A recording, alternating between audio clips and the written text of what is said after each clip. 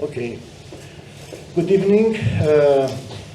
We have a special meeting this evening. We talk about the migration, International Migration Day. It's a very special event in a very special year because this year was an incredible year for migration. Just yesterday, the member state, the Minister of the Interior of the member states of the European Union, established a new, not new rules, but they push Commission to change the internal regulation concerning migration. We have this problem started with the Italian experiment on Albania. They want to extend this experiment for all the countries and 19 member states. Romania, of course, they push Commission to this direction, who is against international regulation concerning the human rights. So in this moment, it's not a very good moment to talk about migration, but this is our duty. We have here in the faculty our master degree on migration and development, and for us this subject is it's very important. And for that we have some people with us, and they can explain us a little bit what is migration from the from the international organization who work on this field, or for the people who are migrant. So I think it's a good moment to start our debate, and I invite firstly the international organization to present the situation for the moment. Please, you have the floor. Thank you. I'll stand so you can see me all the way far as out the back. But why are we here today? I mean, everybody knows everything about migration. Is there anything left to talk about? It is a debate, so, do we here? We're here because today is the International Migrants Day. And migration in any way, shape or form shapes our lives. Whether it's about the migrants, and two of my dear colleagues are here working for IOM, or whether it is because we ordered a burger today and a migrant delivered it to us. So next time you go into you go on a highway, you would know that about 30% of the people working on that highway were migrants. And if you go to France, you would know that at least 20% of the people in the airport have actually are migrants. So are people that have traveled to this country or to others in Europe and elsewhere, and they came to support the economy, right? So whether some people think it's good or bad, it is part of our lives. And why is it part of our life? Because it has been so for millennia. In fact, it's been so in Europe for about 1.2 billion years. Okay, so it goes back to a million years. Sorry, it goes back to ancient times, and it will continue to shape our lives. But I like PowerPoints, and I have a quiz for you. And if you know the answer to this quiz and to this question, I will reward you. I need you to tell me, but except the professors in this room, I need you to tell me what are these numbers on the continents. And I do expect a very innovative, interesting answer from you.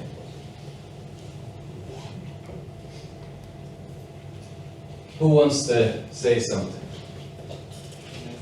Yeah, not you, Abu, because you work with us. If you don't know what it means, so who wants to say? Who can tell me what the 19.5 on the yellow continent of Africa on the screen means?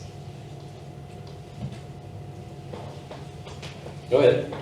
It's the average for ages. There you go. You have listened in my class, so thank you. So I appreciate that. You do deserve a pin, so I will reward you with a pin from the UN. And indeed, this is the average age on each continent. Can you believe the difference between Europe and Africa? So the average age in Africa is 19.5, and the average age in Europe is 44.7. So whether we like it or not, whether we have strong feelings about migration or not, if we apply the economics behind it, we need to find the equilibrium. And the equilibrium is probably around the age of 27. And the age of 27 can only be matched if we merge the two. If we find the supply and demand around the world. And the one country that is actually getting older than any is Japan, at 48.4. And Japan has a very strict rules against or for migration or against migration, depends how you see it. But Europe is actually learning now how to adjust and how to become more tolerant towards migration. Sometimes it succeeds, sometimes it doesn't. But the economic argument and the demographic argument are there. All right? Do you think I'm lying? Of course. Because the data is the one provided by the Eurostat. And if you don't believe me on that, then let me tell you about this.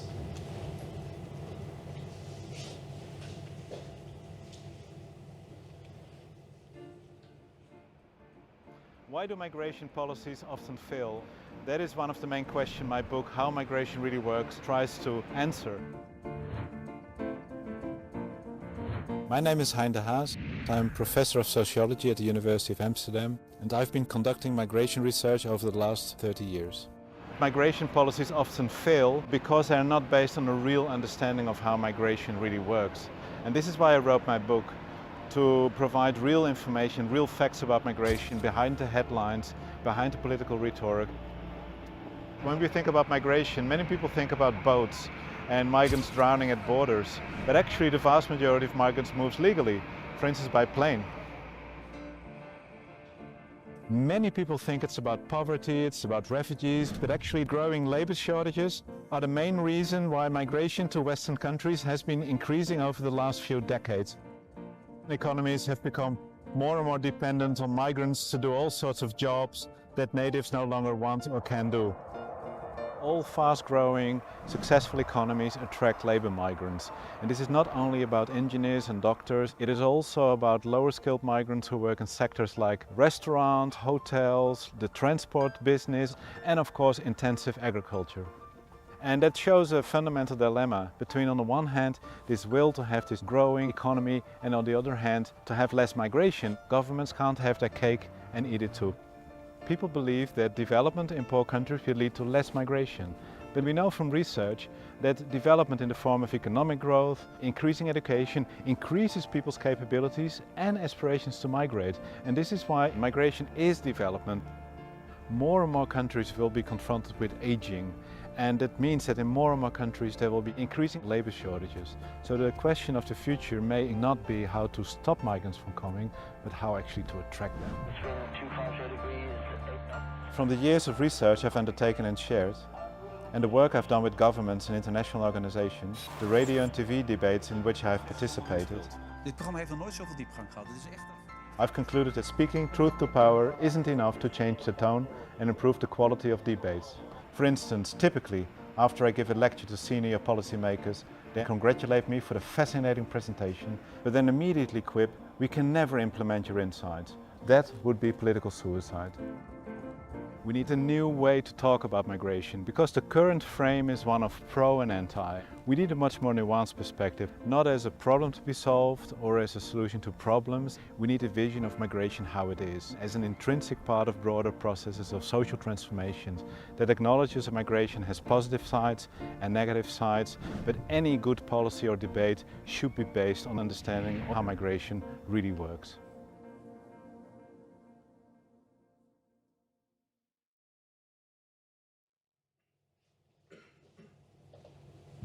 So what do you think of that?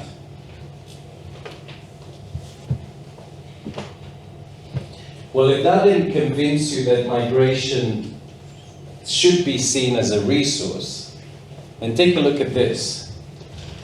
These are the top countries of origin and countries of destination for migration in the world, right?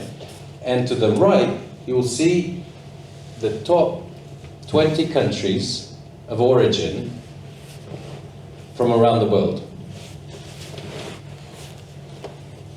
And Romania is right there.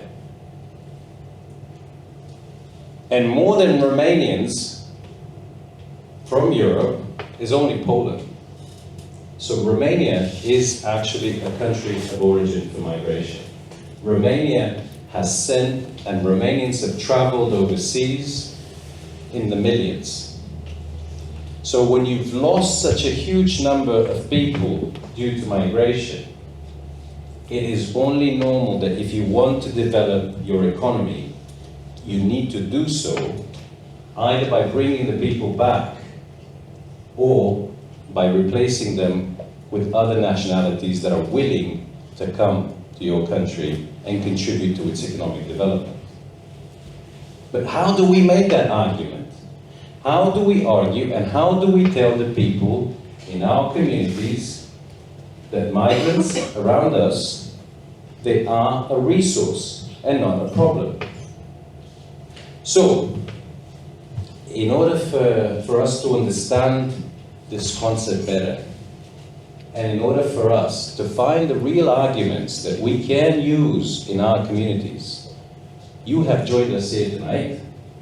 And amongst you, there's students, there are migrants, and there's colleagues and professionals who work in the area of migration. And if we manage to leave this room tonight with one key answer as to how do we work with our communities, how do we work with the neighbors in our building, and how do we explain to them what migration is and why it's good for them as well as the migrants. So, I'm going to hand over, ladies first. So, you tell us why Romania and how did you get here and how long do you want to stay here for? But before we do that, let me hand over to Mr. Provocalis. No. No? Okay. Directly. So hello, my name is Leila. Currently I help Ukrainians to integrate in Romania. First time I traveled to Romania was for Erasmus. I volunteered as an Erasmus volunteer in Râmnicu Vâlcea, Moldania. Now I returned due to war. It was, first of all, Romania was closed. I was thinking that I will return back home like in 2 weeks or whatsoever, but it never happened. And the other reason is that why I stayed is because Romania is very close to, like, the mentality of Romanian people. I love Romanian people. Romanian people are amazing. I love you all. And I feel here like at home. And this is partially because of amazing Romanian people. In my eyes, also one of the other reasons why I stayed, because I saw many opportunities, and of course because I saw the need to stay. I felt like I have I know a bit the area. I'm in Râmnicu Vâlcea because I returned back. So I can help my people, Ukrainians. I saw they were coming and I saw that they needed help. I knew like 3 words, bună ziua, mulțumesc, and English, and I met many people who didn't know this. So I stayed here, and now I have many reasons. I don't want to talk about because it will take hours why I would like to stay here. Of course, we will see in the future how it goes, but so far, probably I will stay. I will try to, because it became my home, and I feel here, like I don't feel like I'm a guest. I feel at home. And if you were to tell your neighbor why you matter and why they should have, or they should see you in a positive light as a resource and not as a problem, what would you tell her or him?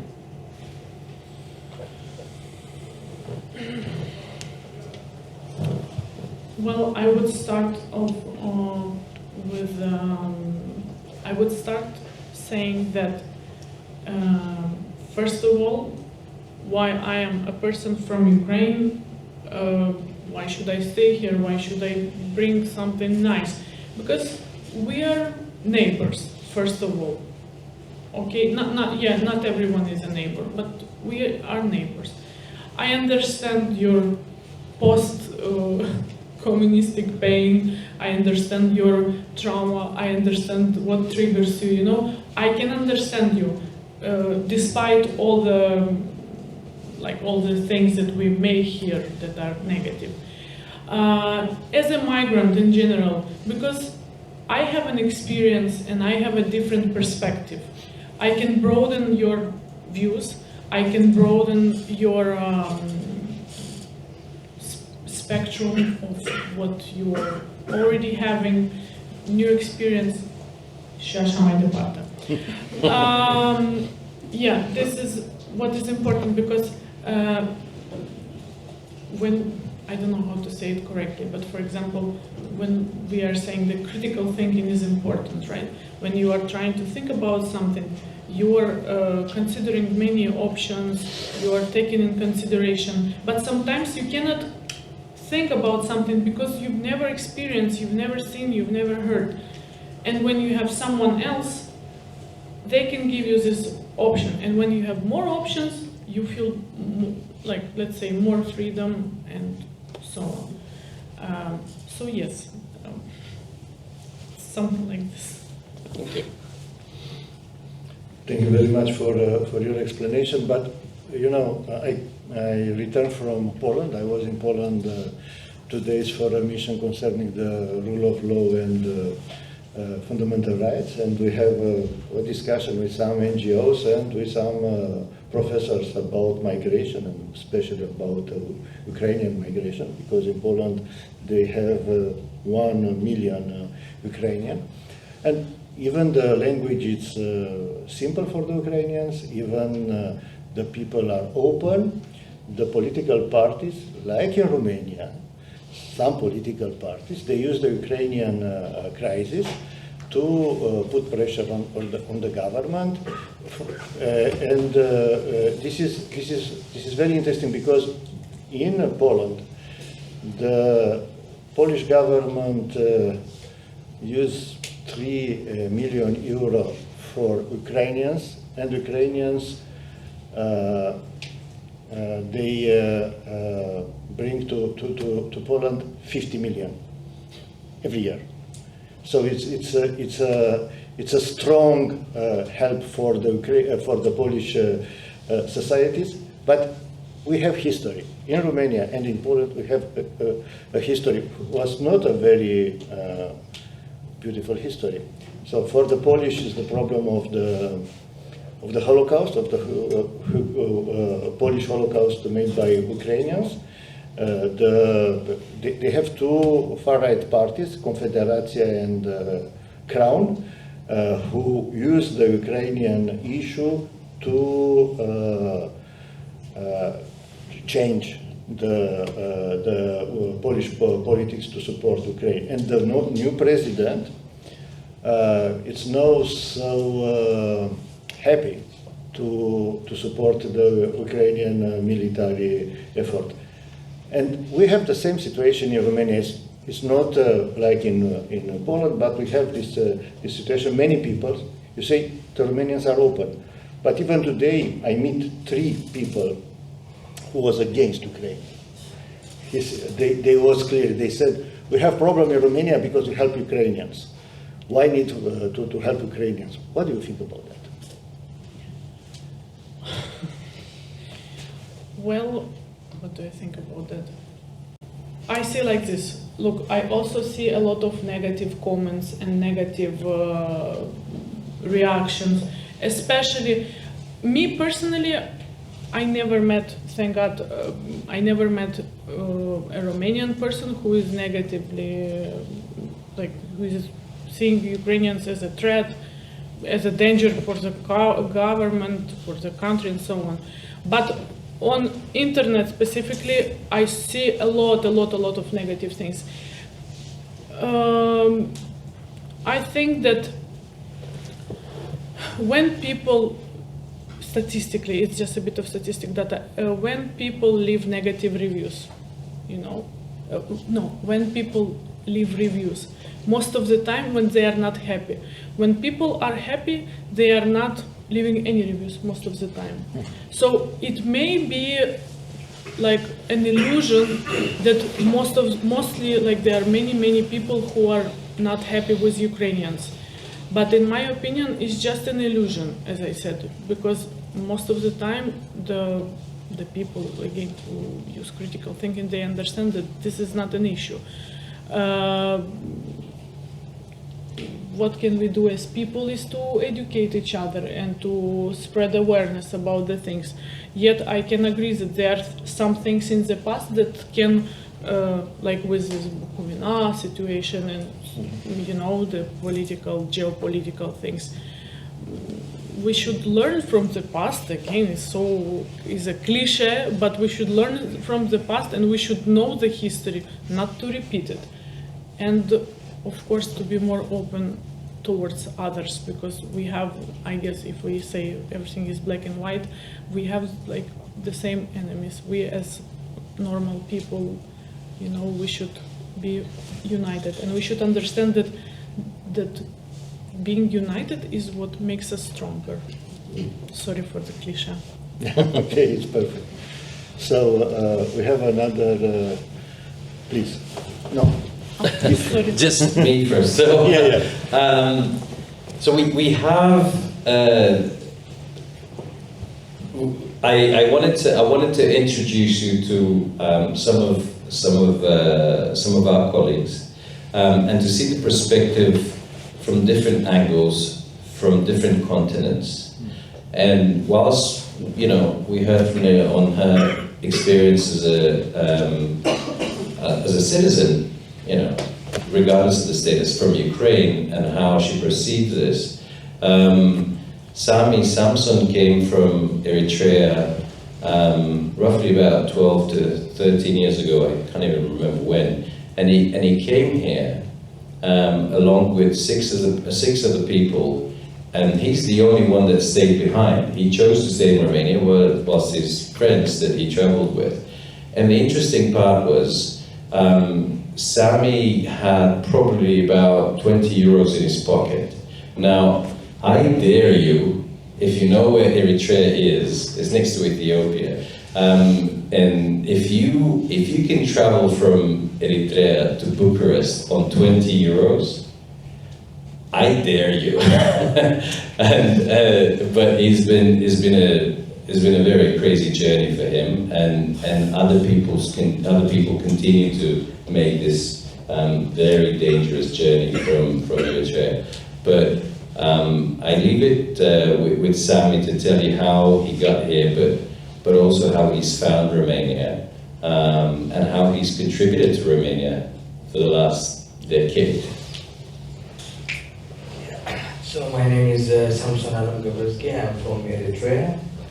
As we just said, Eritrea is a small country. It's known only when the refugee comes to Europe.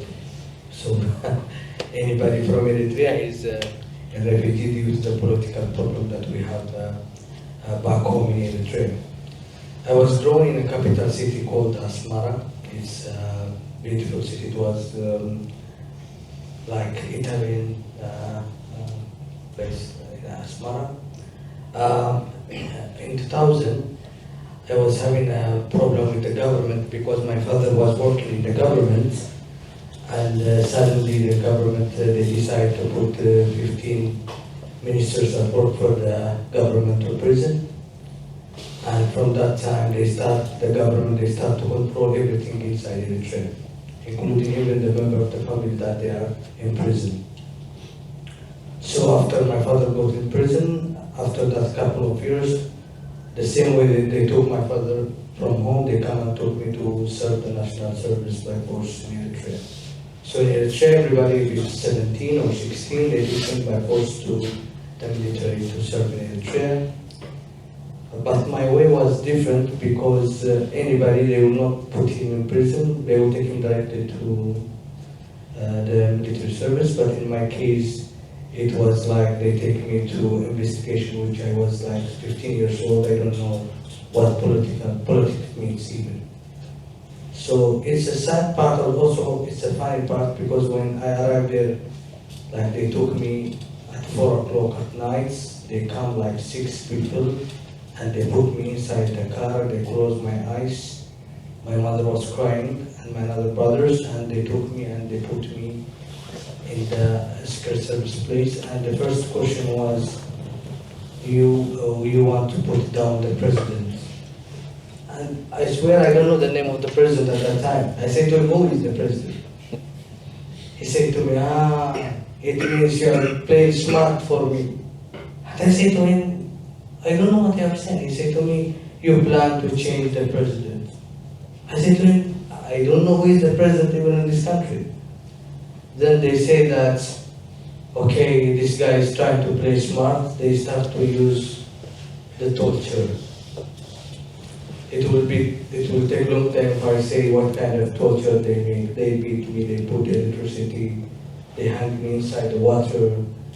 Yeah, as a human being, another human being cannot do for you like this. But what I passed on that night is like, even Mircha knows, it takes for me like a couple of years to get outside from what I was seeing in my mind, because no one can treat human being like that, especially at the age of 15.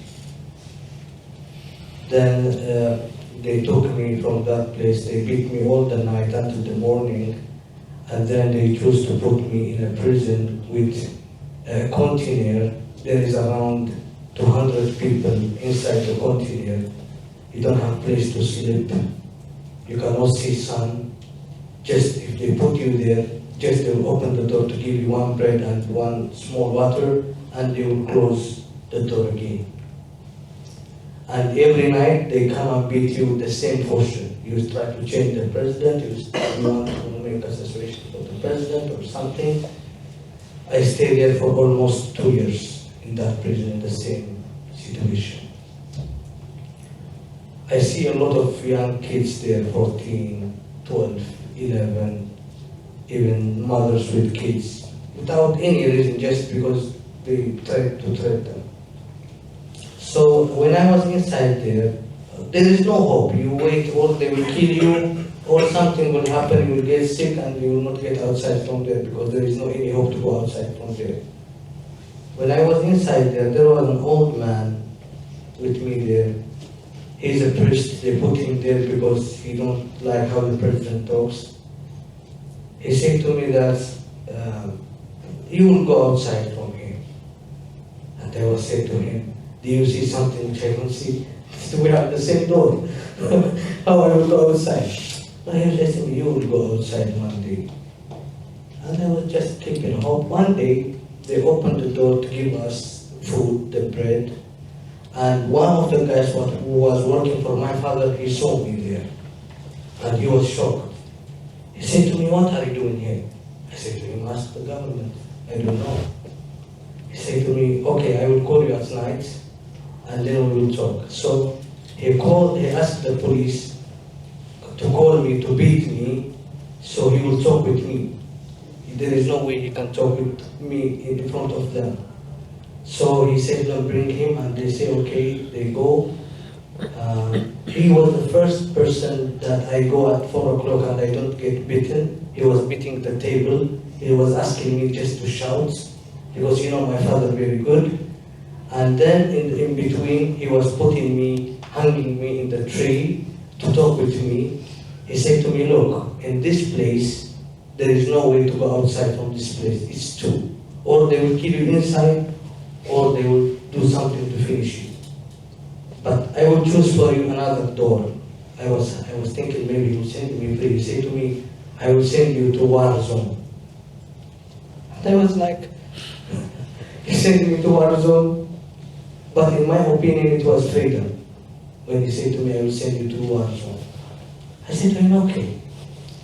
After 2 days, he sent me, and there is a friend of mine in Sweden, and 4 girls also. They sent us in the border with Eritrea and Djibouti. Djibouti is the nearest country to Eritrea. They was having conflict, and they sent us to the military base. I swear I never see a gun in my life. I see in the city because Eritrea is a military country, but I never use it. I don't know even what gun means. I go there,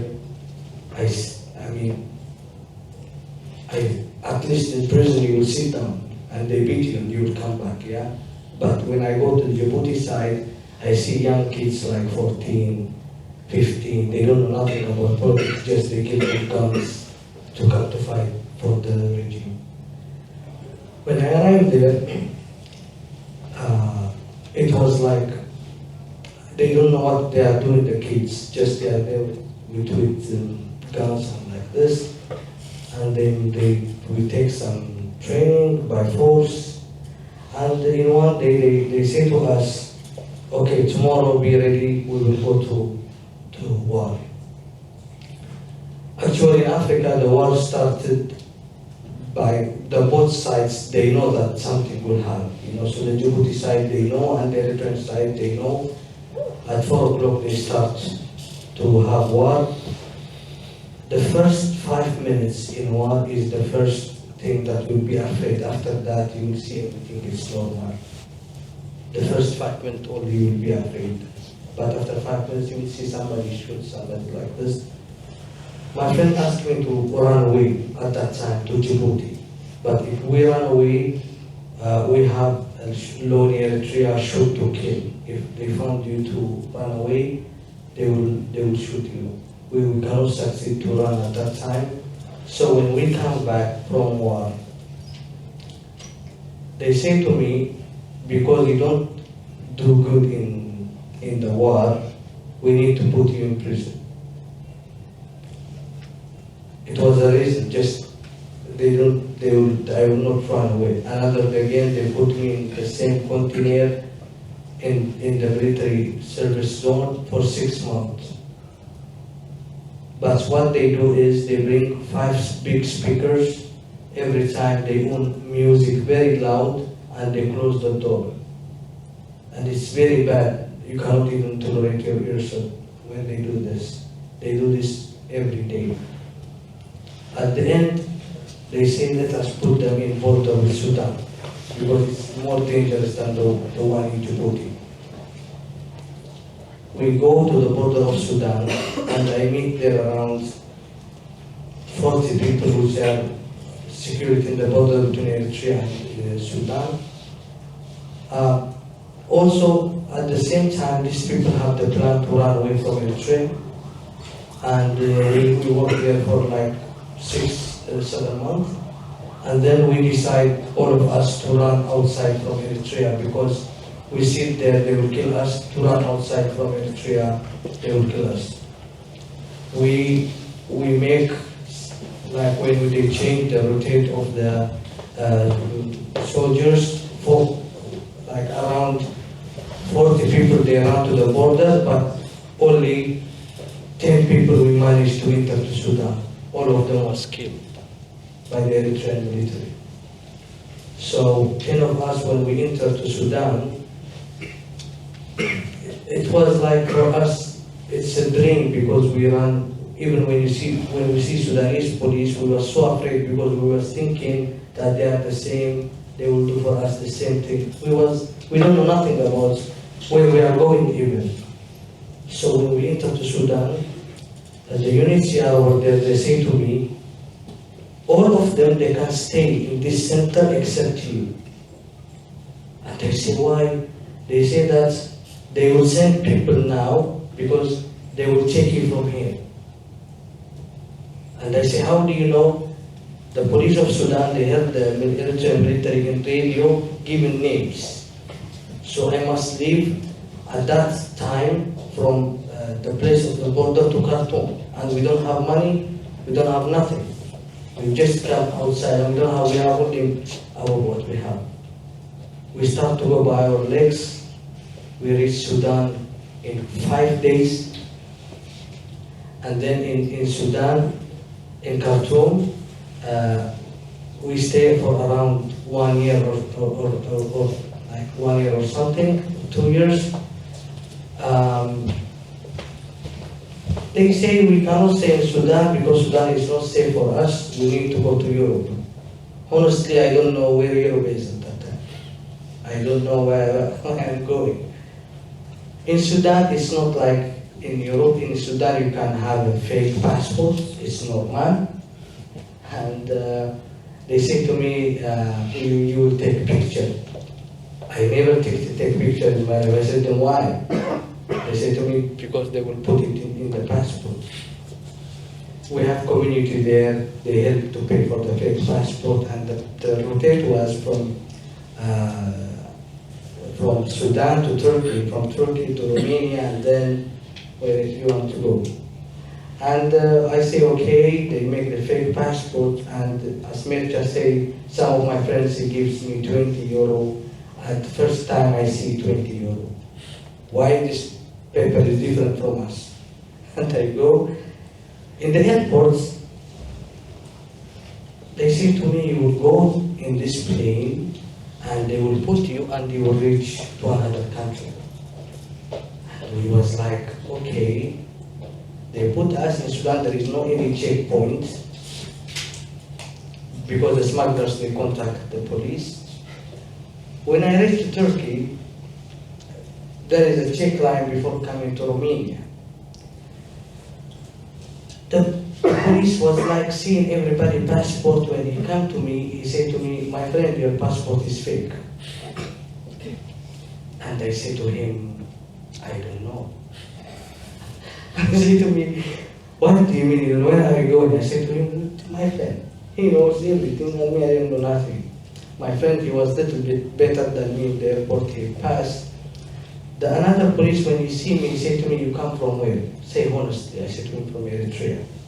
The Turkish police said to me, a lot of your friends pass from here to Italy. So we know. He said to me, look, you see that woman, if she sends you back, you will stay in Turkey. But if the woman makes you to pass, you already will go to Europe. I say, okay. When we go, my friend, she see him, and she was like, okay, wait from here. When I come to her, her phone rings. When I stepped, she cut the boarding pass, she said to me, pass. And when I passed, my friend was like, go, don't wait for me. I go inside and waiting for the airplane, and my friend passed. When I turned my face, the Turkish guy, the police, he was the one who called her to make her busy to let me to pass. He said to me like this when I arrived there. And then he said, it's a miracle, my friend said to me. No one passed from this place. We arrived to Romania. The Romanian police, like when they see us, they stop us from everybody, me and my another friend. And 6 people also with us in the same group. Hey. And the Romanian police, they say to me, your passport, I show him. And I say to my friend by my language, we know it's fake, but we will act it's not fake.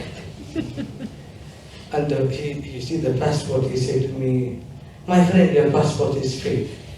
With myself, I was saying, I know that in Turkey. But now nothing, I knew. And they said to me, no, it's my passport. We sit like 1 hour in the airport to fight. And after 1 hour, he called me in a room alone. Still the police is until now in the airport. When I go, he meets me. He said to me, what's your name, the lady name? I said to him, promise me that you will not send me to Eritrea. He said to me, you will never see the sky of Eritrea. I said to him, my name is Samson. Who is this passport? I don't know, they give me in Sudan. And he said to me, your name is not Mohammed in the passport of the Sudan. I don't know somebody in my life, his name is Mohammed. And he said to me, it means you fake it and you come to Romania. I said to him, it worked with me, I can. And he said to me, look, because you are honest now, I will send you to the center of refugee. But your friend and the 6 people will stay here. I said to him, don't bother yourself, all the passport is fake. So, but he said to me, let me make for a quick interview. Why did you come to Europe? I said to him my story, what I faced in Eritrea.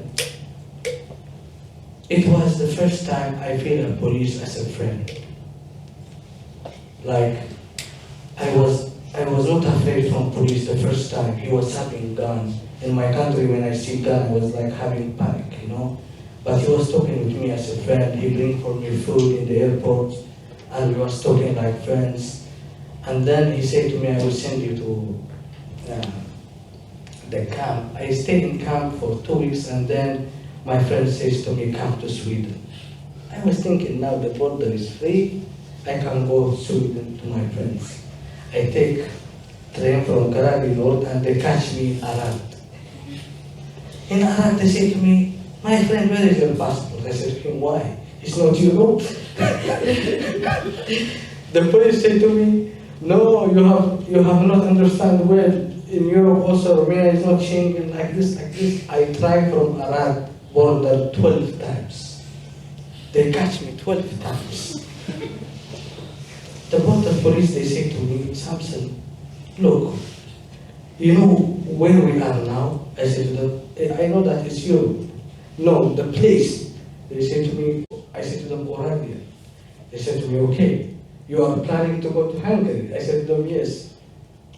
He said to me, you have 24 hours today. If you manage to go by yourself to Hungary, go. You don't need to prison. In that day, I don't sleep. I try. I managed to go to Hungary. I enter Hungary with my friend. We succeeded to reach until Germany. They catch us in Germany. In Germany, the police, they say to us, from where you came? We said to them, we came from Romania. They said to us, how? We said to them, it worked with us. Now we are in Germany, catch us, put us. No. They say to me, you are free to go to the camp. I go to Sweden. But this journey is, I make it short, it's so long. Then when they found my fingerprint in Sweden, they say to me, you have doubling law, you must come back to Romania. When I come to Romania back, the same police who caught me, he was in the airport, he said to me, don't tell me. You go to Sudan and come back again? I said, no, this time they sent me back from Germany. Belgium was when I come back from fingerprints from Germany, from Sweden, and then the immigration officer, they say to me, you know that in records of trying to run from Romania, you are the most known famous person, 12 times something.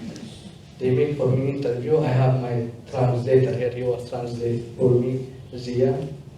Even in interview, the guy was laughing because he was saying, this guy is crazy. At the end, you will do the interview, they say to me. I make the interview, I take my documents. After that, in 1 year, I go with my travel documents, first time, without getting afraid from police, to the airport to go to Sweden, and I passed the border police by myself. The police over there, they was laughing because they said to me, you will travel like any passenger now. After this whole journey as a refugee who tries, I don't try only the bad thing in Africa. I mean, it's so hard even to be a refugee alone in Europe with the weather that is so cold. When we come here, it was snowing, and we face a lot of, it's not easy because every refugee has its own story. To be outside from your country is not something easy, especially when somebody that comes from Eritrea, Somalia, Sudan, Ukraine. We have a lot of problems in our country. And I learned from my journey that if I start with my mind what happens to me in Eritrea today, you will not see me here and talk about this. It's not easy at all. And I think that the people who helps me to reach to this level, the Mircha, everybody that may helps me to be as a normal human being again. But to be a refugee is so hard and it's not easy. Thank you for listening to me.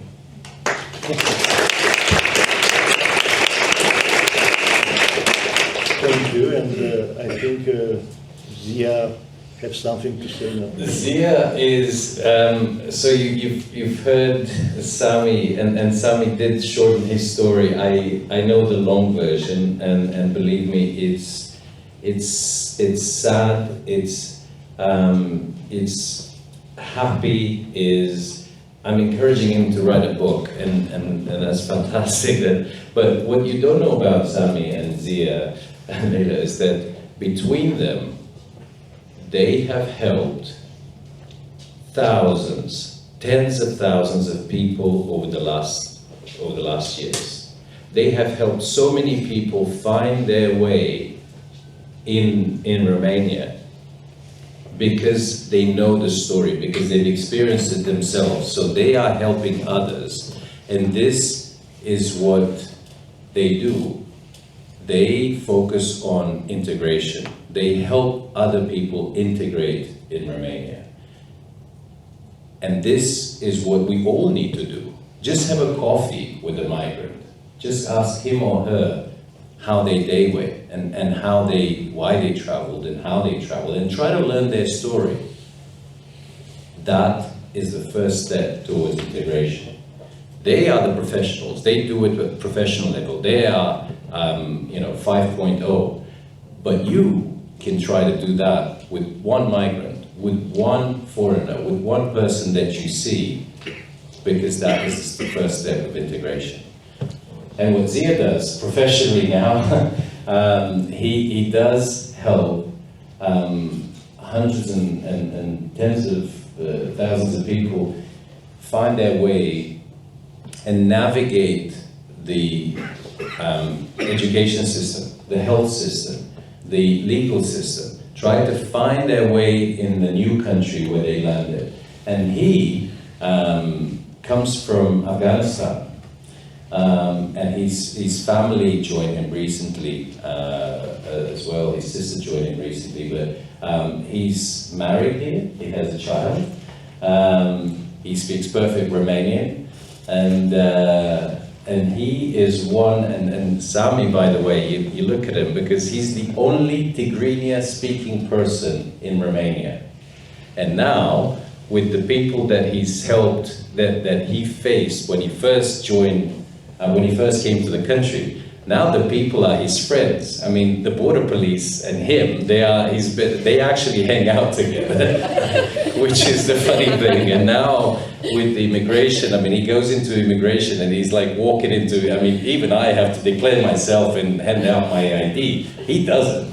He just walks in and he meets the immigration colleagues as if they were his long-term friends. And he decided to stay. He had the option. He was in Sweden, but he called me one day just before the pandemic and he said, Mircha, I want to come back. Will you have me back? And he came back. But Zia is an equally interesting story, and I'm going to hand over.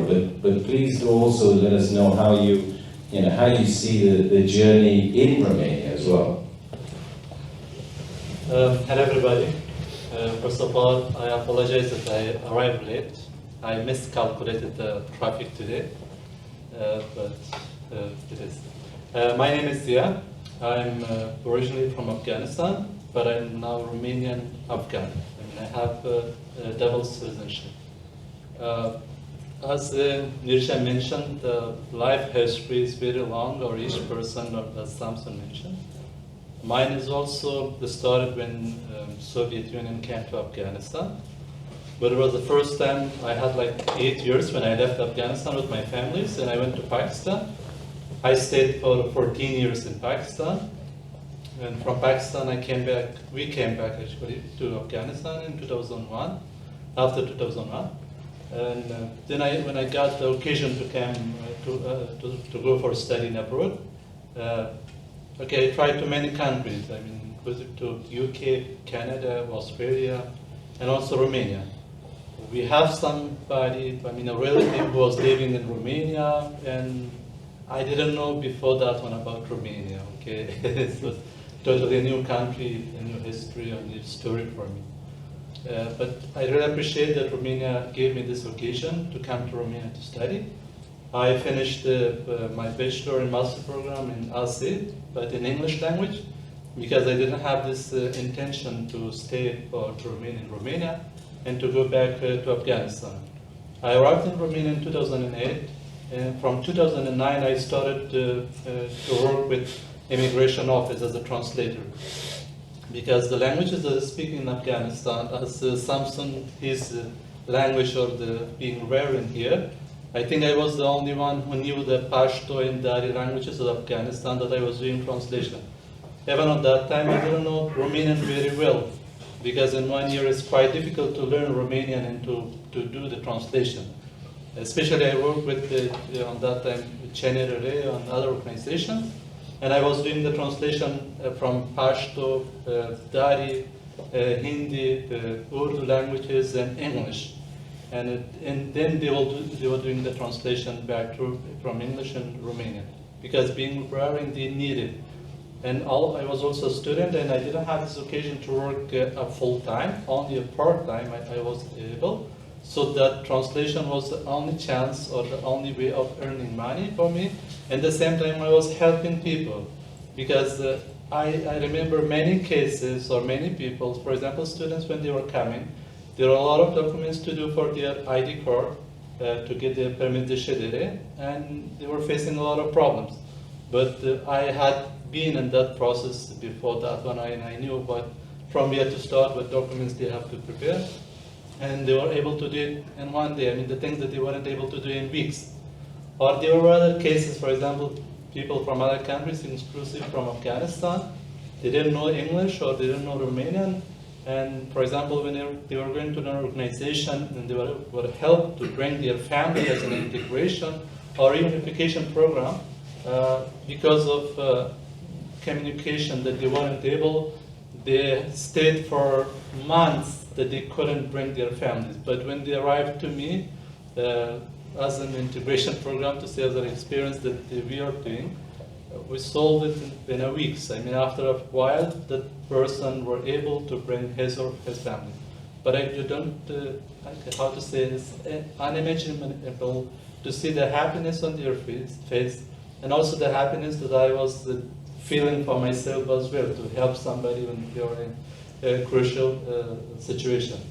And besides that, I was also, when I was here, my family's, I don't have anybody right now in Afghanistan except my cousins and aunts. But my brothers, they use the same way that the Samson, I mean, they paid for the traffickers, that they helped them with the passports and the way. I was all the time mentioning that I am in Romania, I am legal here, I know English language, I have money, I mean, my family was sitting and I was learning. Still, I was facing a lot of problems.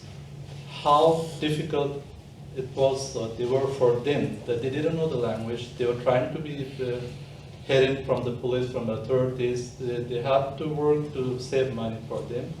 And it's the experience I think everybody they had and they did it. And right now, I mean, it's much better, the situation for me, for I mean, and the way that people they know about us, about IOM, they come to us, so we can help them with the information, and also in case if there is any need, we go with them to if they have child or children, to kindergarten, to schools, or If they have cases they need to be solved, for example, in the court of law, my or my colleagues, we go and we help them. I don't want to keep you more busy. Thank you very much. If you have any questions, or I find it very interesting about what Mircea told me, Romania, because I cannot ignore the hospitality of Romania. That's very true that in every society there are good people, bad people, different type of people. As we have a proverb that in one hand we have 5 different fingers, so you cannot put all the people in the same. I don't say that Romanians are bad people.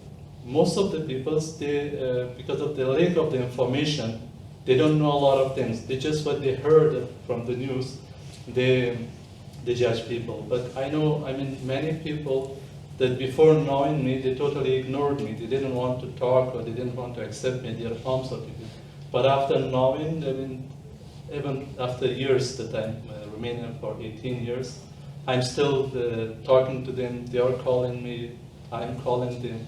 So I think it's the matter, from my point of view, lack of information. But it is, as Misha mentioned, that I am married with, my wife is Romanian, we know from the university, and we have recently a child. Even her parents, for years, they didn't accept me. But now we are very good friends, to say, are very good, very close. I cannot condemn them, I cannot say that it's because they're normal, because of the lack of information. But it's a pleasure that we have an organization or people around us that we can help people. The problems that we face, they are not facing. When they are coming to us, we are listening to them. Totally we give them time. Everybody has different experience of problems, so it's very normal to talk to them. And the possibilities that we have to tell them what we can do for them, or how they can be helped, what are the solutions. Because I have colleagues, legal, counselor, for jobs, for social, and so on, psychological support. We provide them, we tell them that we have these services, and they are most welcome anytime they want. Even now that my phone was ringing, it was from the beneficiaries. I answered them even if I can't just write them that I cannot, because maybe they need. I cannot ignore that I had the same situation, for example, the immigration office. As Samson had some experience, I had the same. They find me, and they even called me at night that why my residence is not valid, or why I didn't submit the documents, and even so on. But right now, it's not the same situation. Maybe they have the same problem, because if they don't know the language, I can do the translation, I can help. Thank you very much.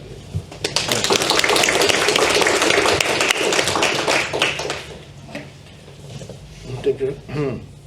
It's close, I think. Thank you very much.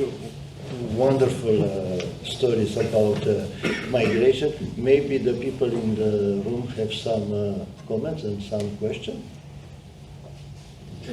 What are your stories of migration? Go on. Where did you migrate from, to, and who was the first migrant you ever met? Go on. Anyone? I still have some. I have some pins for you. All right, you tell me which one, and I have one of this that will make you a UN official. Go on, who was the first migrant you ever met? My father. And have a story? From Syria. From Syria? Please. I don't know if I consider myself a migrant or not. I was born here in Romania, but I will hold the flag of migrant for my father, and I'm proud of it. We have a good relationship. So I was all my life with the Romanian people. Every time I travel to another country, I love Romania more when I see the other peoples of other countries. And I was in Syria for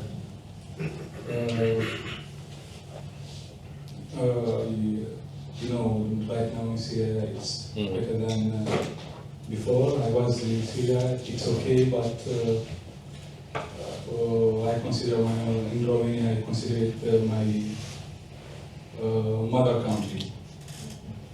Excellent. Thank you so much. Who was your first migrant? Yeah? I'm from Germany, I'm not from Romania, I'm here for Erasmus. And I'm not sure, I remember at the beginning of the migration in 2016 in Germany, there was a course with some Syrian people we talked to, but all in all I was thinking about that I do not really had contact to a lot of migrants, and I think that's very sad, because what you mentioned before at the beginning, I think the first important step for good migration is that you hang out with people and coming together, and that's why I also like Erasmus, to meet people from other countries, and I think we should work like this.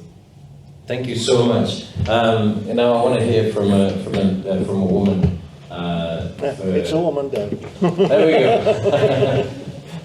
But before we do that, let me hold on my promise. There you go. Please. Hi, I come from a mixed family. My father is Palestinian and my mom is Romanian. I was born in Romania, so I'm basically Romanian. I always lived here. I'm very proud of how my father reached Romania. He was a student, so he worked hard. He has 2 master's degrees and he started his PhD. So after that he met my mom, we appeared, me and my sister. And I think that I'm very similar to my father, because after being 18, I decided to move to Spain, and then I decided to move to Greece, and now I'm back to Romania studying humanitarian aid. So I feel like my father's story and experience in life, because during the years he taught me many things. Of course, he told me stories, he made sure that I'm aware of where I come from, and I will always carry both my nationalities until the day I die, and I'm very proud of it. So yeah, I'm now here at FSP-SNSPA studying humanitarian aid, and I really hope I will do something about it in the future. I'm studying masters. Yeah. Thank you. We understand. Congratulations. Anybody else? Here. Please. Michael. Yeah. Gulen, my name is Gulen. I'm from Kyrgyzstan. And I also kind of share the same story as Samson and Zia, because I know them. I worked in the refugee camp. I worked for Romanian National Council for Refugees for like 2 years. So I'm also a refugee, but let's say I'm not a refugee anymore, because today I got my Romanian ID card, so I'm actually Romanian. But congratulations. It was a long journey to get my ID card, so a few of my friends and of course a few of the immigration officers know the whole story and the whole struggle to get my ID card and the Romanian citizenship. But what can I say is that I'm happy to be here, and I'm glad that there are these kind of events where we can educate the young people about migration and about asylum seekers and refugees, and to make them to understand that we are not the bad people, and it mostly, let's say, it wasn't our choice to leave our home country and to come to a foreign country. And for example, for me as a Muslim to travel to a Christian country, it wasn't so easy because of the culture and of course because of the religion. But in the end, I had the right people around me. Of course, the organizations, international organizations and the NGOs who helped me to integrate better into the Romanian society. And I hope you guys will continue to do this kind of events so everyone can benefit from it. Thank you. Appreciate it.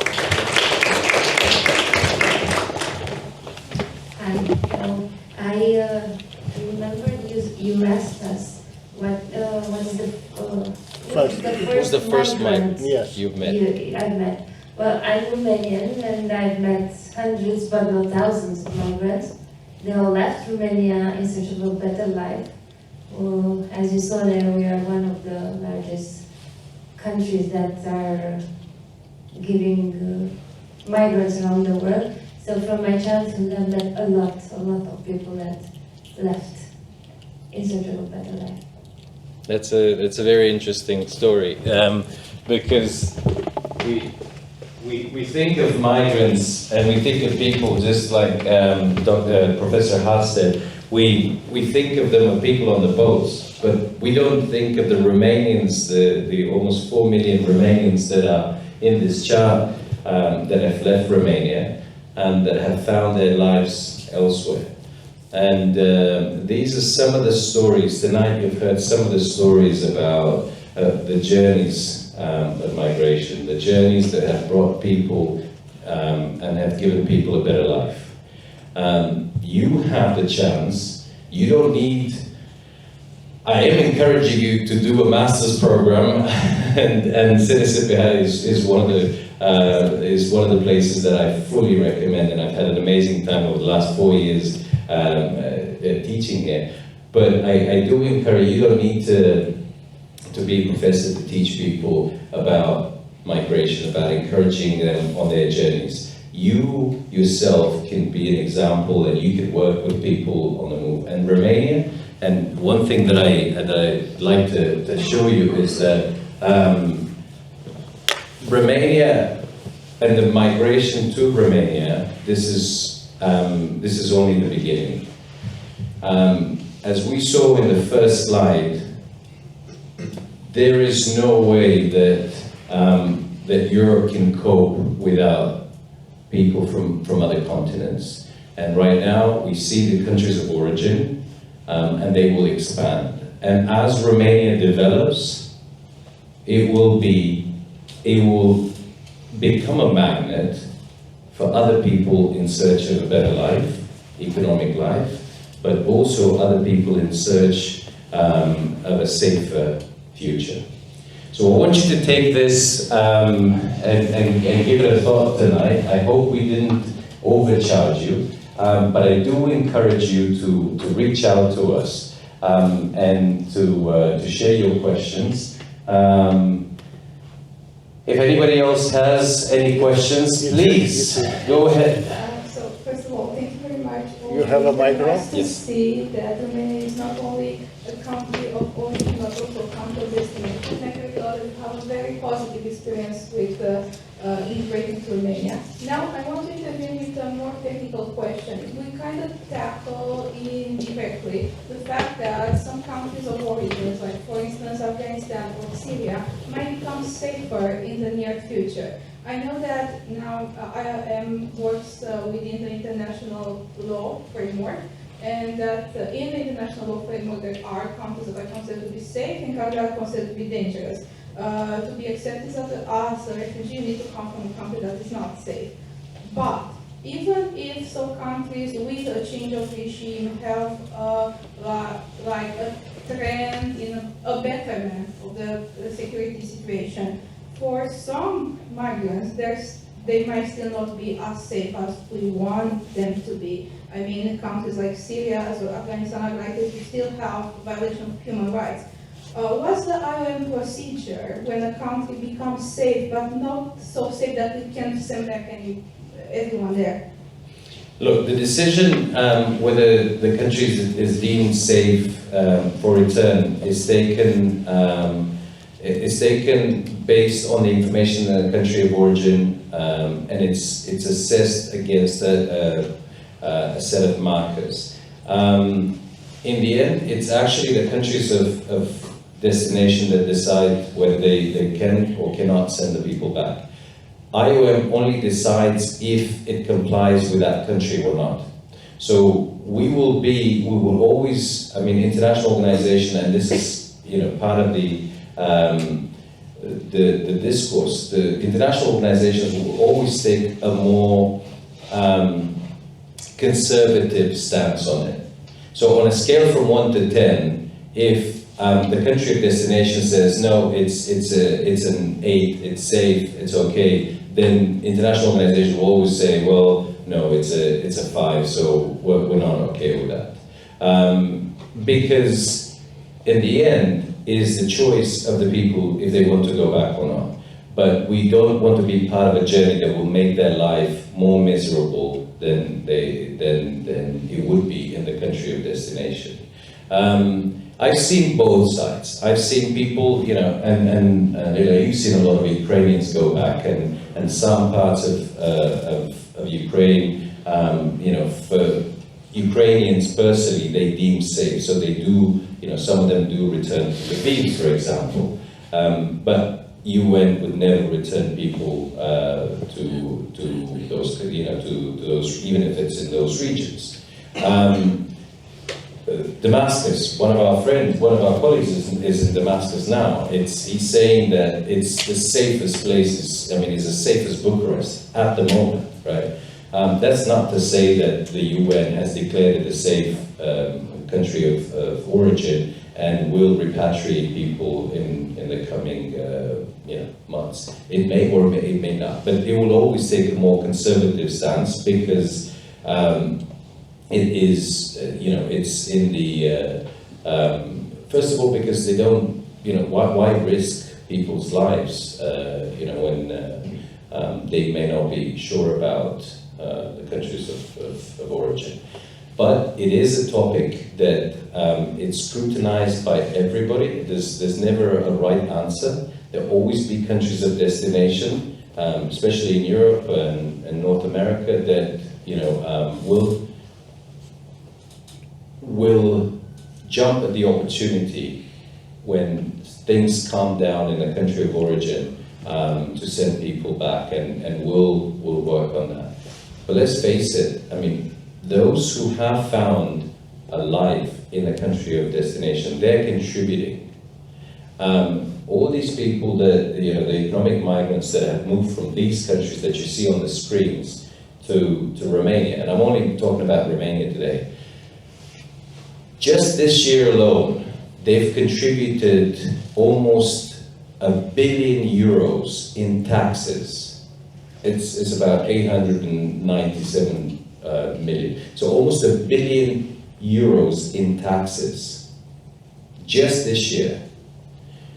Not taking into account the fact that the companies they work for have profited and they've contributed in taxes themselves as companies, but not only that, but they've actually contributed to almost completing the highway in the eastern part of Romania. They've contributed to building kindergartens, and they've contributed to to the service sector, in the hospitality sector, and so on. So those contributions, they are contributions that could not have been achieved without the workers that have come from these countries. So if they have found a life in a country of destination, such as Romania, if they are contributing with economic and to the economic prosperity of the country and its social fabric, then they may not have a reason to go back. And the country should not necessarily force them to go back simply because it may be deemed safe. But they have, and a lot of the people here have made a life here, and that should be respected in the country of destination. Anybody else, please?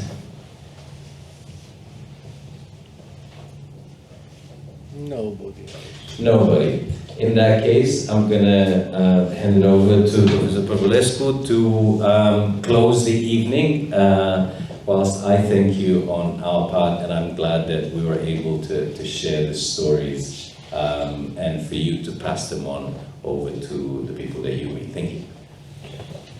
Thank you very much for this opportunity to have this debate this evening. Thank you very much, IOM, for openness and for the help to develop our master degree. And thank you very much to the public who was here. Even it's a wonderful evening, and we are just a few days before Christmas. Thank you very much to be here, and see you next year.